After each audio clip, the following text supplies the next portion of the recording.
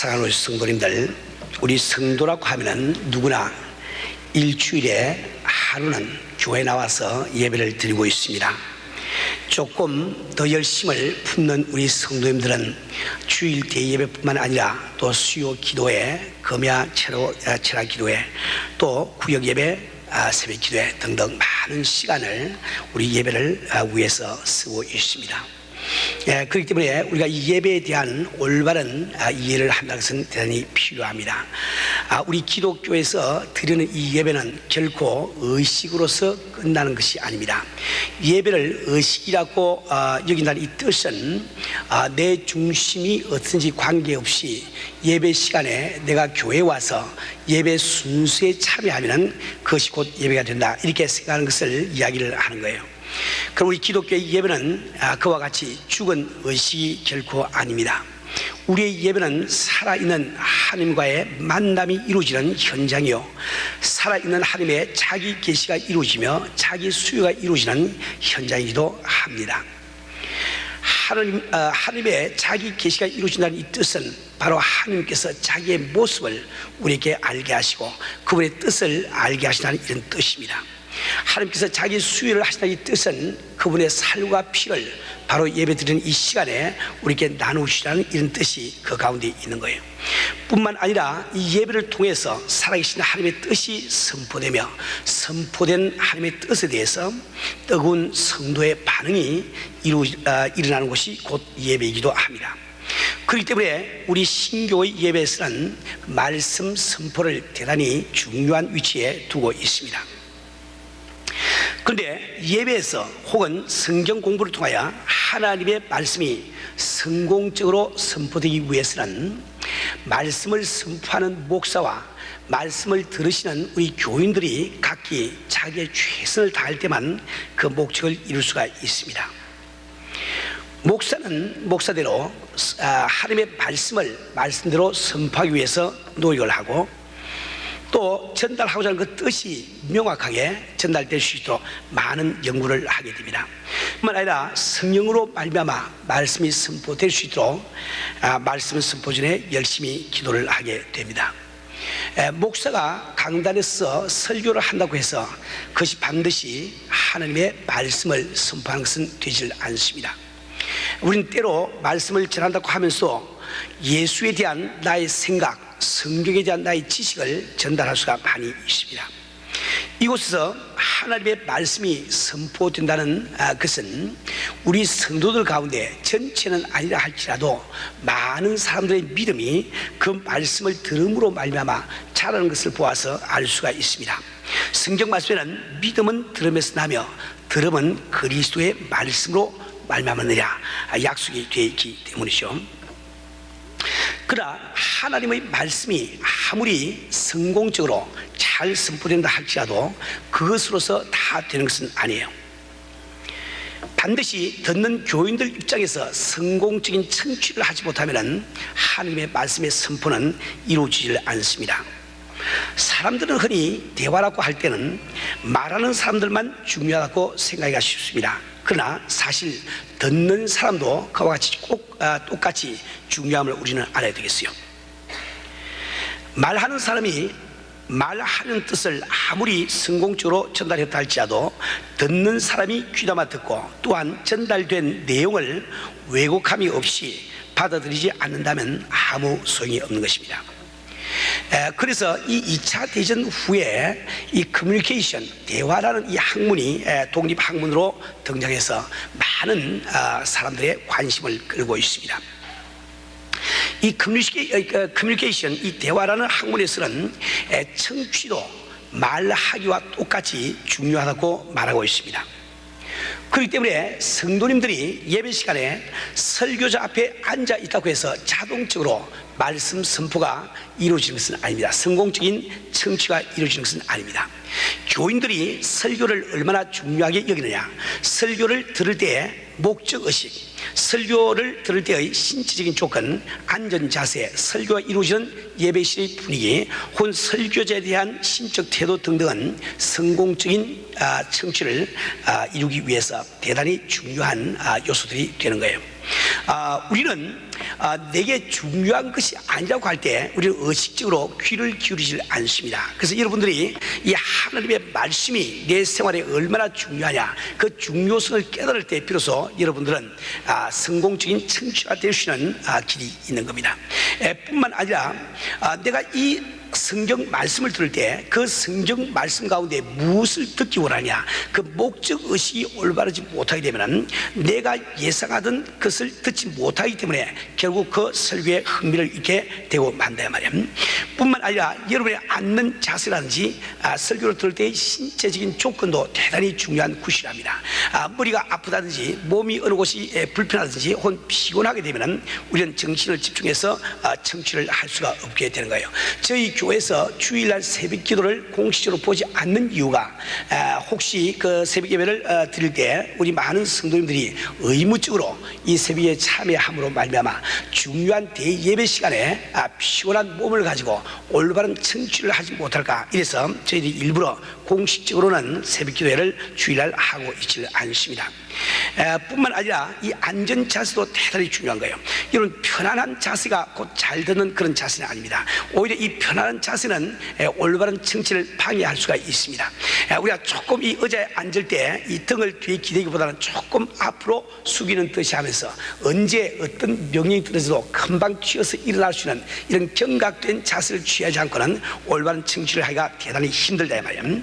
뿐만 아니라 설교에 이루어지는 예배실의 분위기는 대단히 중요한 구실을 하게 됩니다. 우리는 이 예배당을 전체 우리가 쓰고 있지 않기 때문에 예배 분위기에 알맞는 이런 여러 가지 조치를 취하지 못하고 있습니다. 그러나 여러분들이 이 예배실에 들어와서 앉을 때 여러분들 이 가운데로 모아서 앉아달라고 하는 것은 우리 예배 분위기를 좋게 만들어서 여러분의 청취를 성공적으로 만들고 하는데 뜻이 있는 거예요. 여러분들 이게 의자에 앉아 있는데 어떤 사람이 와서 내 앞을 자꾸 지나가야 되면 이 주위가 산만해서 예배 드리는 그 분위기가 되지를 않습니다. 그래서 우리는 그 예배실의 그 분위기를 성공적인 청취를 이루기 위해서 도움이 될 수 있도록 각자가 협조를 해야 됩니다. 그래서 교회 딱 오면은 앉으실 때 항상 이 가운데에 앉으신 분들은 가운데 쪽으로 빈자리가 없도록 모여 앉으시고, 양가에 앉으신 분들은 요 가운데 이 아일 쪽을 향해서 이렇게 모아주시면 뒤에 오시는 분들이 방해를 하지 않고 앉을 수가 있기 때문에 내 자신이 성공적인 청취를 하는데 대단히 도움이 되는 거예요.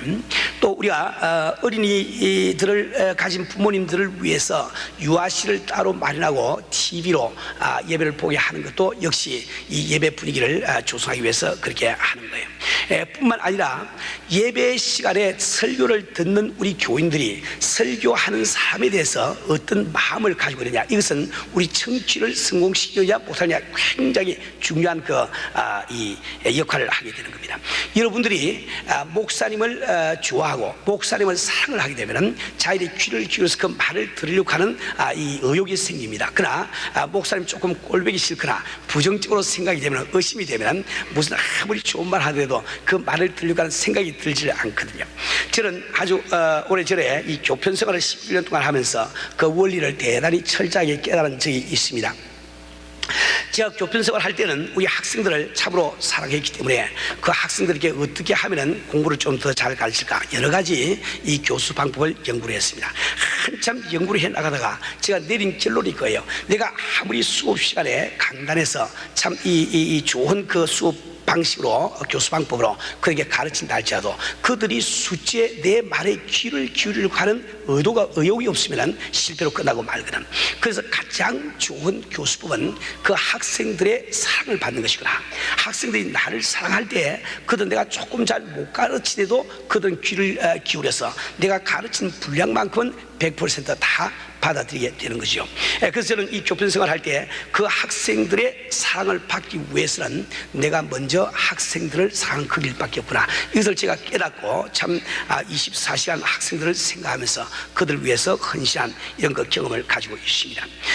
여러분이 이 목회자에 대해서 가지고 있는 이 개념은 여러분의 이 청취 활동에 대단히 중요한 역할을 하고 있기 때문에 이 목회자는 항상 교인들에게 좋은 인상을 주기 위해서 교인들에게 바로 우리 편이라고 하는 인상을 주기 위해서 대단히 많이 노력을 하게 되는 거예요.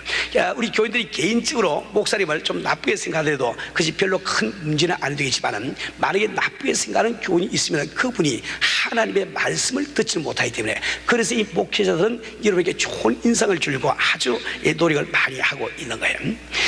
그런데 원래 우리가 청취할 때는 이 청취라는 것은 두 가지 형태로 나누어집니다. 한 가지를 능동적인 청취라고 부르고 또 한 가지는 수동적인 청취라고 부르는 거예요. 능동적인 청취라는 것은 나의 태도, 신념, 감정, 직관 이런 것을 다 총동원해서 이루어지는 지각 활동을 말하면, 수동적인 청취라는 것은 하는 말에 대해서 전혀 관심이나 호기심이 없이 듣고 있는 감각 활동을 이야기를 합니다. 그래서 여러분들이 이 성공적인 청취를 하기 위해서는 수동적인 청취가 아니라 능동적인 청취가 되어야 된다 말이에요.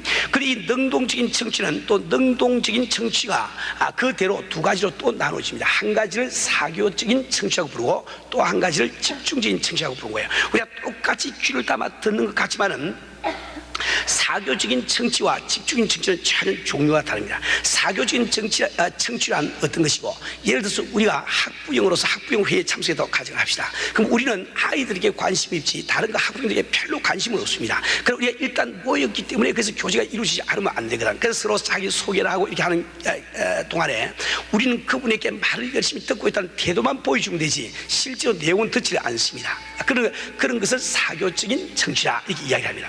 우리가 동창회를 모여서 오래간에 모이면은 여러 사람들이 모여서 잠시 인사하고 막 이렇게 돌아다니냐, 그런 경우에 누구도 귀담아 말 내용을 듣지 않습니다. 서로 이야기를 주고 받는 이것이 중요하기 때문에 그저 듣는 척하고 말하는 척하고 해서 끝나는 것이 더 이상 중요한 말이 거기서 오갈 수는 없다 말이에요. 예를 들어서 예배 시간이 다 끝나고 난 다음에 목사님 저 앞에 서가지고 우리 교인들 나갈 때 인사를 하죠. 그럴 때 이루어지는 청취는 사교적인 청취입니다. 그건 집중적인 청취가 될 수 있는 거예요. 많은 소리 지금 한꺼번에 나오고 있으니까 어떻게 하면 서로 이렇게 우리 교제를 하기 위해서 서로 웃는 표정을 하고 안녕하세요 이렇게 서로 안녕하세요 어떠세요 사비 어떠세요 이렇게 이야기를 하지, 그 내용에 대해서 전혀 신경 우리가 안 쓴다 말이에요. 그래서 이제 좀 똑똑하신 분들은 중요한 이야기를 절대 곧 나갈 그때 목사에게 하지 않습니다. 그때는 아무리 해봐도 목사 다 잊어버리고 말아요. 그때는 사교적인 청취하고 있으니까 내용에 별로 관심이 없거든. 그 나만 그런 게 모든 사람이 다 그렇다 말이에요. 그런데 이제 그 집중적인 청취는 어떤 것이고, 예를 들어서 여러분들이 참 병이 나서 의사에게 가서 진단을 받는데 그 진단의 결과를 듣고 있다고 생각해 보세요. 그럴 때는 집중적인 청취가 이루어지는 거예요. 목사님께 상담을 와서 그 상담의 해답을 들을 때는 집중적인 이 청취가 이루어진다 말이에요. 수험생이 시험장에 들어가서 선생님이 그 문제를 풀을 때 그때는 집중적인 청취가 이루어집니다. 이 세상 사람들이 점쟁이에게 가서 관산자에게 가서 점을 치고 관상을 볼 때 그때는 집중적인 청취가 이루어진다 말이에요. 우리가 이 성공적인 이 청취를 설교 시간을 우리가 하기 위해서는 이 집중적인 청취가 이루어지지 않으면 안 된다 말이에요. 그런데 이 집중적인 청취는 또 두 가지로 또 나눠집니다. 한 가지를 비판적인 청취라고 부르고 또 한 가지를 포용적인 청취라고 부르는 거예요. 똑같이 귀를 담아 듣는데 상대방을 비판하기 위해서 들을 수가 있단 말이지. 이런 경우에는 전혀 상대방의 입장을 고려를 하지 않습니다. 내 선입견을 가지고 상대방이 하는 말을 그냥 속단을 해가지고 판단을 내리고 비판하려고 하는 이런 그 자세가 강하지요. 이런 것은 언제 이루어지는 거니까, 내가 미워하는 사람이 이야기를 하고 있을 때, 예를 들어서 부부싸움을 하고 있을 때, 이럴 때는 비판적인 청취가 이루어지는 거예요. 귀담아 듣기는 듣는데 이건 전혀 그 말을 이해하려고 그러지 않고 어떻게 하면 그 말에서 한 꼬투리 딱 잡아서 다시 반격할 것인가 그만 딱 노리고 이렇게 듣기 때문에 그런 것을 비판적인 청취가 부르거든요. 이 부부싸움 할 때 논리적으로 상대방을 이해시키려고 하는 사람 좀 어리석은 사람이 없어요. 그래서 이 부부싸움 이러면 입 다물고 있는 것이 최상이라. 다시 서로 사이가 좋아져가지고 서로 말을 알아들으려고 할 때 이렇고 저렇게 이유를 쓰면 그게 귀에 들어가는 것이, 잔뜩 지금 이렇게 지금 싸우려고 지금 이렇게 벼르고 있는 사람에게 여보 이렇고 저렇게 해봤자 아무 소용이 없단 말이야. 그래서 이 지혜로운 사람은 부부 싸움이 일어나면 입 그저 가만 다물고 있는 것이 이유를 설명 안 돼 말이지. 이 포용적인 청취라는 것은 상대방의 관점에서 이야기를 듣고 그 내용을 최대한 이해하려는 노력을 가지고 청취하는 경우를 이야기합니다. 이러한 사람들은 귀에 들려오는 소리를 듣는데 끝이 아니하고 그 소리를 내는 그 말을 하고 있는 그 사람의 심정을 이해하려고 노력을 하게 되는 거예요. 이럴 때 비로소 올바른 청취가 이루어지는 거예요. 이처럼 우리 인간끼리 대화를 하는 그 마당에서도 청취하는 것이 대단히 힘든 겁니다. 대단히 어려운 겁니다. 하물며 우리가 하나님의 말씀을 듣는데 우리가 그만큼 주의를 기울이지 않고 이 청취에 대해서 잘 알지 못한다고 하면 우리가 하나님의 말씀을 올바르게 알아들을 수가 없다 말입니다. 우리는 하나님의 말씀은 생명이 있음을 알아야 됩니다. 내가 하나님의 말씀을 올바르게 듣고 있는 동안에는 그 하나님의 말씀이 올바르게 선포되는데, 그 말씀을 올바르게 듣고 있으면 그 말씀 듣고 있는 가운데 내 마음 가운데 생명이 충만하게 임재하는 그 역사가 이런 것을 경험을 하게 된다 말이에요. 우리 하나님의 말씀은 우리에게 능력이 됩니다. 그 하나님의 말씀은 우리에게 소망이 된다 말이에요. 우리가 그 말씀을 참 일주일마다 들을 때 내가 올바른 청취를 하게 되면 그 말씀을 듣는 순간에 내게 능력이 임하게 됩니다. 병든 자가 나음을 받기도 하고 참 이 실망했던 자가 소망을 얻기도 하고 여러 가지 그 역사가 일어난다 말이에요. 우리 참 주님의 말씀, 하나님의 말씀은 우리의 위로함이 되고 또 우리의 치유함도 된다 말이에요. 이처럼 그 하나님의 말씀은 우리의 모두 전부 다를 다 포용하고 있습니다. 우리 하나님의 말씀만 올바르게 받게 되면 다른 아무게 필요가 없다 말이에요. 그 속에 모든이 다 포함이 되는 거예요. 그렇기 때문에 우리가 이 교회를 다니면서 이 청취를 올바르게 하는 것을 배운다는 것은 얼마나 중요한지 이런 말할 수 없습니다. 여러분이 교회를 다니면서 많은 사람들이 변화를 가져옵니다. 그 생활에 변화를 일으킨다 말이에요. 이런 사람들은 대부분 어느 정도 청취를 올바르게 하고 있는 사람이라 이렇게 이야기를 할 수 있습니다. 그러나 이 강단을 통해서 아무리 하나님의 말씀이 선포되고 있다 할지라도 내가 청취를 올바르게 하지 못하는 사람은 2년을 교회를 다녀도 3년을 교회를 다녀도 4년을 교회를 다녀도 매일 그 모양이야. 그 변화가 일어나지 않습니다. 이것은 내 자신의 청취에 문제가 있다. 이것을 꼭 기억을 하시고, 만약에 우리 교회에서 한 사람도 변화가 일어나지 않는다고 하면 그것은 여러분에게 어떤 이유가 있는 것보다도 복음을 전파하고 있는 목사에게 어떤 이유가 있기가 쉽습니다. 그러나 만약에 그 교회 가운데서 그래도 사람들이 와서 변화를 받는 역사가 일어나고 있으면 하나님의 말씀이 선포가 되고 있는데 나의 경우에 변화가 일어나지 않는 경우는 내 청취 태도에 문제가 있구나. 이것을 내가 깨닫고 청취 태도로 고칠 줄 알아야만 하나님의 은혜가 임하고 하나님의 능력이 임하고 정말 하나님의 놀라우신 도움의 손길이 우리에게 임하게 되는 겁니다. 우리 사랑하는 우리 성도들, 하나님의 말씀은 그대로 펴놓은 책이 아닙니다. 글자만 읽으면 깨달아지고 말만 들으면 깨달아지는 이런 것이 아니야 봐요. 하나님의 말씀은 감추놓은 보화가 같습니다. 내가 그 보화를 캐려고 하는 그런 의욕과 노력이 없는 사람에게 절대로 이 청취는, 하나님의 말씀에 대한 청취는 성공적으로 이루어지지 않는다 말입니다. 그렇기 때문에 오늘 본문 말씀에서 우리 주님은 귀 있는 자는 들을지어다 라고 말씀을 하고 있습니다. 주님은 요한계시록에서도 성령이 교회에게 하시는 말씀을 귀 있는 자는 들을지어다. 아무리 성경에서 오늘 우리 교회에게, 우리 교인들에게 말씀을 하고 있다 할지라도 그것을 들을 수 있는 귀가 없는 사람에게는 아무 소용이 없다는 거예요. 그래서 오늘 우리는 이 하나님의 말씀을 들을 때 귀 있는 자가 된다는 뜻이 무엇인가, 즉 성공적인 청취를 하기 위한 조건이 무엇인가, 몇 가지를 이렇게 말씀을 드리려고 합니다. 우리 사랑하는 우리 성도들, 우리가 하나님의 말씀에 대해서 성공적인 청취에 대해서는 제일 먼저 여러분은 하나님의 말씀에 대해서 갈급한 심령을 갖지 않고는 절대로 올바른 청취가 될 수가 없는 거예요. 내가 갈급한 심령이 없는데 어찌 하나님의 말씀이 선포되는 동안에 모든 집중적인 이 청취를 가능하게 하겠냐 말입니다. 그런데 어떤 사람이 갈급한 그 마음을 가지고 하나님의 말씀에 귀를 기울이게 될까요? 그것은 바로 심령이 가난한 사람이 갈급한 마음을 갖게 되는 겁니다. 이번 심령이 가난한 이 뜻을 설교 시간에 여러 번 이렇게 말씀을 드렸는데, 심령이 가난한 이 뜻은 다른 뜻이 아닙니다. 하나님을 향해서 당신의 도움이 없이는 내가 도무지 살 수 없습니다. 그 마음을 가진 그 사람의 마음을 심령이 가난하다 이렇게 이야기를 하고 있는 거예요. 다시 말하면 광야에 나간 이스라엘 백성의 마음과 같은 마음을 가난한 심령이라고 이야기를 합니다. 도피성 앞에서는 그 살인자의 그 마음을 이 가난한 심령이라고 이야기를 한다 말이에요. 주님의 옷짝을 만지기를 원하는 12회 동안 혈중 앓던 여인의 그 심정을 바로 가난한 심령이라고 이야기를 하는 거예요.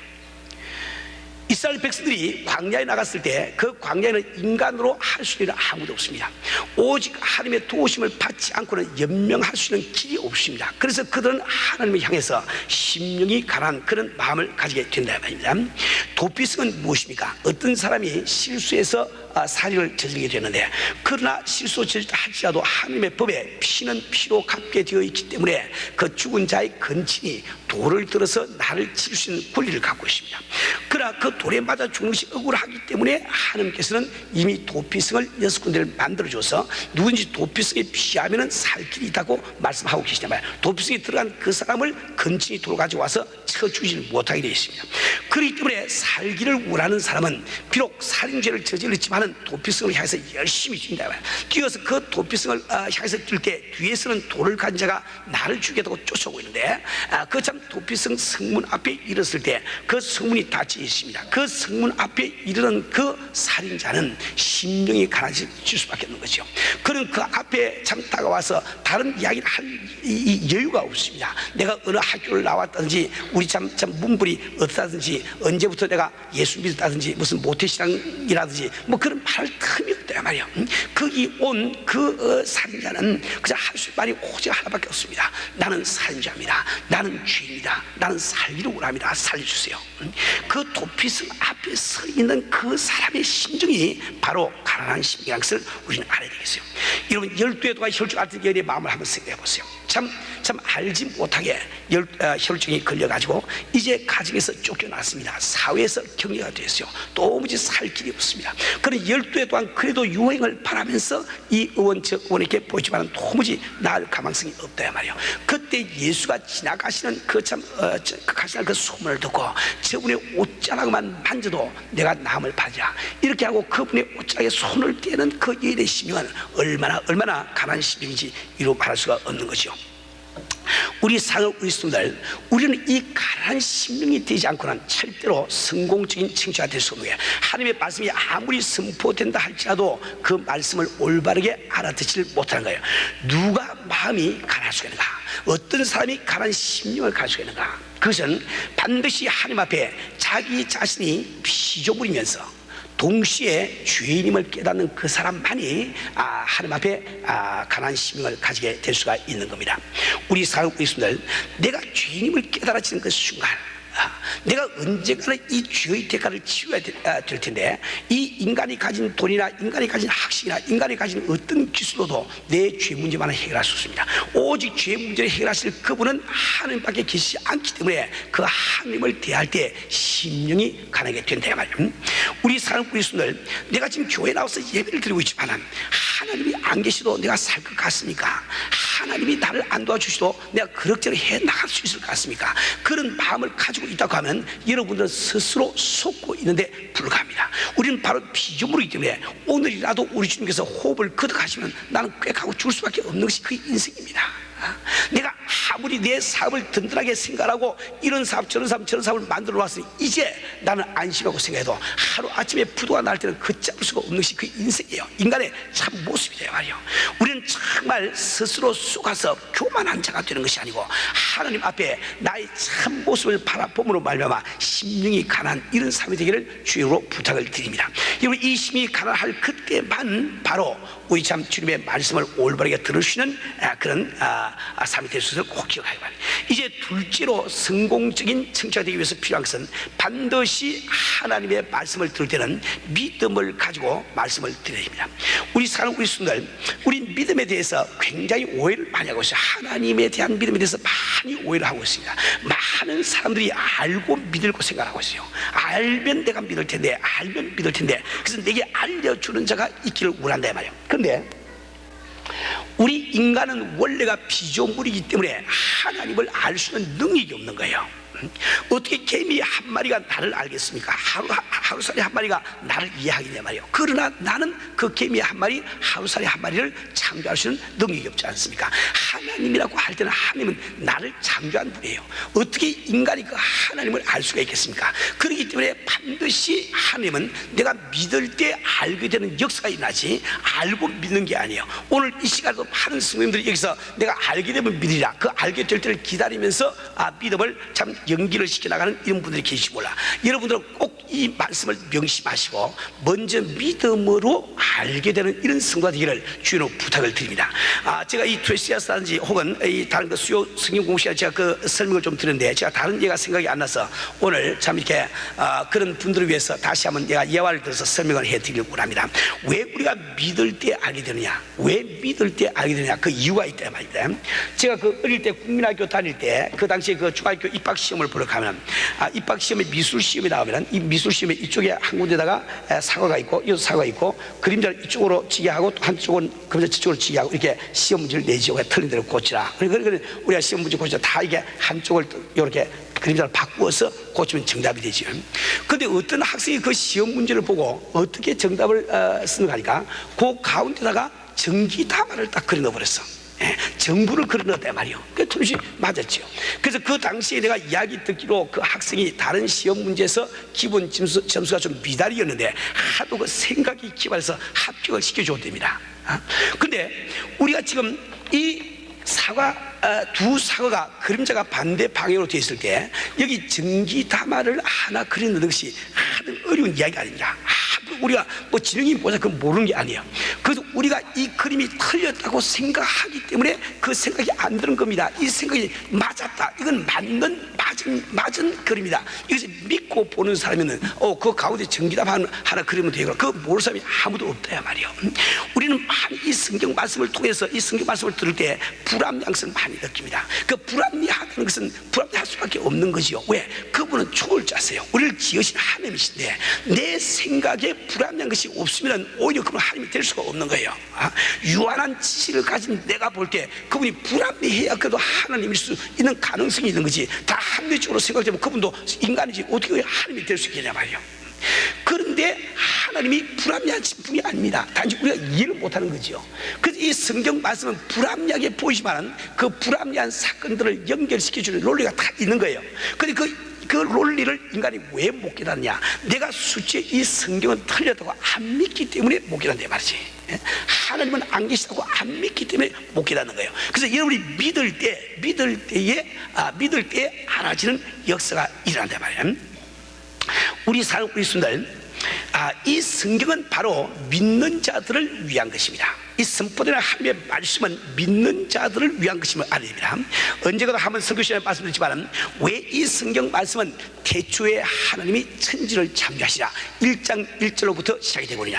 그것은 태초에 하나님이 천지를 창조한 것이 안 믿어지는 사람은 그 다음에 1장 2절이 안 믿어지게 되는 거예요. 1장 3절이 안 믿어지게 되고 66권이 다 안 믿어지게 돼 있단 말이지. 그래서 이 창세기 1장 1절이 성경의 기초가 되고 있는 것은 반드시 믿음을 가지고 보는 자에게만 그 해답이 나오는 이런 책이기 때문에 그게 돼 있단 말입니다. 우리 사는 우리 순들, 우리는 이 하나님의 말씀에 대해서 올바른 이해를 가져야 되겠습니다. 우리는 제 아들이 예수님께 왜 비유로 말씀하십니까? 왜 비유로 말씀하십니까? 이렇게 질문할 때 우리 주님께서 하신 답변을 기억하기 바랍니다. 마태복음 13장 11절 말씀에 보면은 천국의 비밀을 아는 것이 너희에게는 허락되었으나 저희에게는 아니 되었나니 무릇 있는 자는 받아 넉넉하게 되되 무릇 없는 자는 그 있는 것도 빼앗기리라.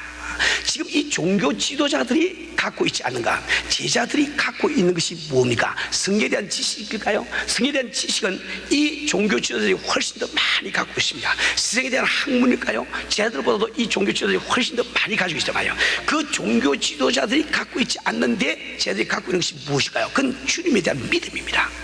믿음이 있는 자에게는 천국 비밀을 아는 것이 허락이 되어 있지만 그 믿음이 없는 자에게는 천국 비밀을 아는 것이 허락이 안 되어 있다는 거예요. 내가 믿음을 가질 때 더 큰 믿음이 임하게 되는 것이고 안 믿으려고 하면 점점 믿음이 더 식어지는 것을 이 성경 이야기를 하고 있습니다. 우리 사는 우리 성도님들, 만약에 여러분 가운데 아직도 예수가 잘 안 믿으시는 분이 계시면 믿어보세요. 믿어보시면 알아지는 역사가 일어납니다. 믿어도 안 알아지거든 목사실 앞에 와서 데모를 하세요. 피켓 들고 와서 데모를 하라고요. 반드시 여러분 믿으면 알아지는 역사가 일어난 것을 믿으시길 바랍니다. 우리 성도들, 이 성경에 보면은 재미있는 이야기가 있어요. 이 마태복음 15장 5절부터 12절 사이에 예수님이 제자들과 함께 배를 타고 갈릴리 호수를 건너가시면서 대화하는 그 이야기가 나옵니다.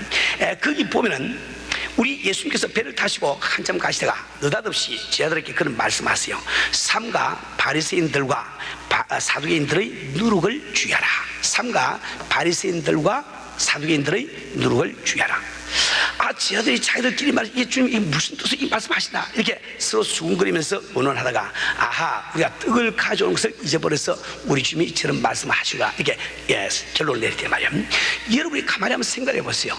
아니 바리새인과 사두개인의 누룩이란 그 말과 떡하고 무슨 상관이 있습니까? 공통점이 있다고 하면 그래서 떡 만들 때 누룩을 집어넣는다 그것밖에 연관성이 없다고요. 그런데 왜 이 제자들은 의뢰이 우리 예수님께서 우리가 떡을 안 가져왔기 때문에 저는 말씀하시다 이런 결론을 잘못 내려보냐. 우리 주님이 뜻하시는 그하고 다른 청취해버리고 말았단 말이에요. 그것은 아직도 이 제자들 마음속에는 무엇을 먹을까, 무엇을 마실까, 무엇을 입을까 그밖에 관심이 없어. 그 관심이 없단 말이에요. 그러니까 인간은 자기 관심 있는 것에 항상 듣는 말을 연관시키는 버릇이 있단 말이에요. 먹는 것에 밖에 관심이 없으니까 우리 주님이 바리새인과 사두개인의 누구라고 할 때 즉각적으로 빵, 떡 이게 딱 생각이 나버려요. 그러니까 우리 주님이 그들에게 하신 말씀이 뭐예요? 이 믿음이 적은 자들아, 어찌 내가 떡 5덩이와 물고기 2마리 5,000명을 메고 몇 강주를 그런 것을 기억을 못하느냐. 지금 방금 내가 지금 떡 7덩이와 물고기 2마리 또 4,000명을 메고 몇 강주를 그런지 왜 기억을 못하느냐. 우리 지금 말씀하시거든요. 우리 이 믿음이 없으면 하나님의 말씀을 제대로 우리가 알 수 없는 것은 믿음이 있는 사람은 우리 예수님께서 나의 모든 됨을 내가 알기 때문에 이제 세상 근심 걱정을 버립니다. 그건 주님께 맡겨버린단 말이에요. 그래서 내 이 관심이 하늘나라 위의 것에만 관심이 집중되기 때문에 하나님이 하신 그 말씀을 올바르게 들을 수가 있는 거예요. 근데 아직도 무엇을 먹을까, 무엇을 마실까, 무엇을 교회에 나와서 앉아가지고 그 생각만 자꾸 하고 있는 사람은 목사님이 하고 있는 말이 자꾸 그쪽만 연관돼서 엉뚱한 말로 자꾸 들리게 된단 말이지. 그래서 올바른 청취를 할 수가 없게 되는 거예요. 우리 사람들, 우리는 이 말씀을 들을 때 그 말씀을 신용하는 이 믿음을 가져야 됩니다. 그 믿음을 가지시고 정말 우리 주님을 우리를 상하시고 그분에게 능치 못하는 일이 없다는 그 믿음을 가지시고 말씀을 들을 때 비로소 올바른 청취가 이루어지는 거예요. 자, 이제 세 번째로 이 올바른 청취를 하기 위해서는 청취를 하되 목적 의식을 분명히 해야 됩니다. 난 이 설교를 들을 때 이 설교 가운데서 무엇을 알려고 하는가, 무엇을 들으려고 하는가, 목적 의식이 분명하지 못하면 우리가 성공적인 청취를 할 수가 없어요. 내가 지금 책 한 권을 읽는다 할지라도 이 책이 무엇에 대한 책인가, 이 주제를 알지 못하면 이 보는 그 글들이 다 산만하게 보여서 정리가 되지 않단 말이에요. 지금 이 책은 무엇을 정리하기 위해서 쓰여진 책이다. 이걸 내가 분명히 알고 이 책을 볼 때 그 책이 더 잘 이해가 되는 겁니다. 우리 이 설교를 들을 때도 우리가 설교를 듣는 목적이 무엇이냐, 목적 의식을 분명히 하고 이 설교를 들을 때 성공적인 청취가 되는 길이 열리는 거예요. 우리는 이 설교를 통해서 무엇을 우리는 바라고 있습니까? 무엇을 얻기를 원하고 있냐면 제일 첫 번째 우리가 가진 목적의식은 바로 이 설교를 통해서 내 주님을 보다 더 안다는 이 목적의식이 두려워야 됩니다. 그럼 왜 그러니까 하나님의 말씀 자체가 예수 그리스도를 증거하기 위해서 된 책이에요. 이 성경을 설교하고 있는 목사는 여러분에게 예수 그리스도를 소개하기 위해서 설교하고 있다.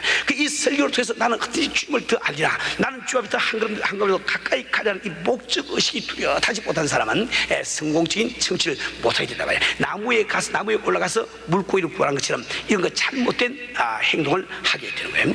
두 번째로 우리가 이 설교를 통해서 구하는 것은 우리가 무엇인고, 바로 생명을 우리가 구하는 겁니다. 이 성경 말씀은 창세기 1장부터 요한계시록 마지막 장까지 이 생명이라는 한 가지 주제가 계속 흐르고 있는 거예요. 그러니까 이 생명이라는 주제를 알지 못하는 사람은 설교에 집중적인 주의를 기울일 수가 없는 거예요. 왜? 그 설교 말씀이 내게 생명됨을 아는 그 사람은 내게 생명보다 더 중요한 것이 없기 때문에 그 말씀에 귀를 기울이고 그 성경 말씀을 귀하게 여길 수가 있는데, 그 생명됨을 알지 못한 사람은 주의를 집중하지 못할 뿐만 아니라 생명이라는 이 주제를 가지고 성경을 보지 않고는 성경이 해석이 안 되게 되어 있습니다. 자꾸 오해가 되게 돼요. 왜 이런 말씀을 기록했나, 자꾸 의문점이 생기게 되어 있다면, 이제 세 번째로 여러분은 이 말씀 속에서 설교를 들으면서 영적인 것을 구해야지 세상적인 것을 구하면 안 됩니다. 이 이 성경 말씀에는 모든 말씀이 다 나오는데 계절에 대한 말씀은 없다고 말씀드렸어요. 이 성경을 다 읽어봐도 여러분들이 이 주님께서 갈릴리 지바로 가실 때 그때 봄철이었는지 가을철이었는지 계절에 대한 이야기가 없어요. 제자들이 전도하러 가는데 지금 뭐 꽃이 피었는지 나비가 날고 있는지 그런 이야기가 없다 말이에요. 그럼 왜 그런가 하니까 계절이라는 것은 땅에 속한 겁니다. 땅이 있을 때만 필요한 거예요. 그러니까 다시 말해 이 성경 말씀은 땅에 속한 것을 이야기하는 것이 아니고 하늘에 속한 것을, 영적인 것을 우리에게 이야기하고 있거든요. 그러니까 이 설교를 통해서 영적인 것을 구하려고 그래야지 세상적인 것을 구하려고 하면 실패자가 되고 맙니다. 그런데 중요한 것은 여러분이 영적인 것을 온전히 갖게 되면 세상적인 것은 잘 풀리게 되는 거예요. 영적인 것 속에 모든 세상 것이 다 포함이 되는 겁니다. 그러니까 이 영적인 것이 온전하게 되면 내가 범사에 잘 되고 강건하게 되는 역사가 뒤따라옵니다. 실이 가면 반드시 따라오는 것은 따라오게 되어 있단 말이지. 그런데 여러분들이 이 설교 말씀을 통해서, 성경 말씀을 통해서 세상 것을 구하게 되면은 영적인 것도 놓치고 세상적인 것도 놓치게 되고 마는 거예요. 많은 성도들이 기껏 설교 들은 다음에 집에 가서 기억하는 것이 설교 시간에 들은 우스갯소리, 주어것밖에 기억을 못하는 사람들이 있어요. 또 설교 시간에 들은 뭐 신문지에 나온 무슨 인포메이션, 정보밖에 기억 못하는 분들이 계시는데, 이런 분들은 지금 위의 것을 구해서 설교를 듣는 것이 아니라 땅의 것을 구해서 설교를 듣고 있으니까 매일 설교를 들어도 변화가 없어요. 내 성의 변화가 아니라 하나님의 능력을 체험할 수가 없어요. 은혜를 체험할 수가 없어요.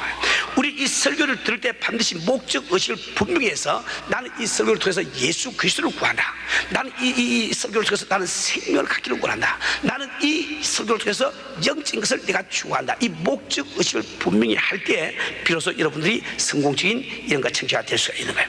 이제 네 번째로 기타 주의할 사항을 몇 가지만 말씀을 드리겠습니다.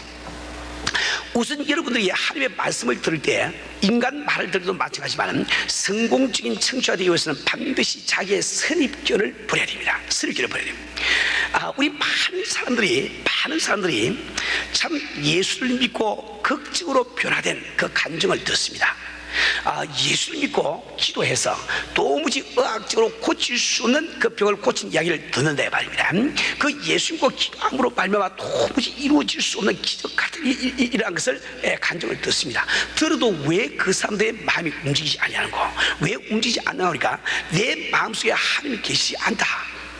인간은 살다가 죽으면 그만이다. 이 선입견이 너무 강하기 때문에 그거하고 반대되는 그 말이 귀에 들어오지 않는 겁니다. 그래서 그런 사람들은 자꾸만 저 사람도 내 경험 안에 있는 일을 가지고 지금 저렇게 표현하고 있을 것이다. 그래서 자기 경험에 비추어서 그걸 해석을 하려고 합니다. 어떤 사람이 참 이렇게 제가 참 주님을 믿고 제가 참 성령을 받았더니 마음에 유한이 생기더라 이렇게 이야기하면 저것은 아마 참 이렇게 그 어려운 참 이 어려운 그 사직에 처해 가지고 자기 문제를 남에게 하나님께 맡긴다고 생각해 버리니까 심리적으로 오는 현상일 것이다. 이렇게 자꾸 생각하니까 상대방이 하는 간증을 전도를 한 번도 진지하게 듣지 않는다 말입니다.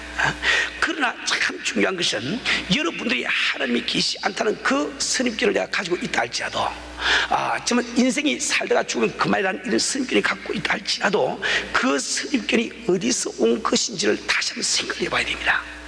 이 교회 지금 나와서 앉아 계시면은 여러분 지금 하나님의 말씀을 증거하고 있지만은 남에게 전하고 있지만은 당신의 마음속에는 자리 잡고 있는 것이 우리 하나님이 계시지 않다, 인간은 죽으면 그만이다 하는 이 불신앙이 선입견처럼 들어있는 사람들이 많이 앉아있단 말이에요.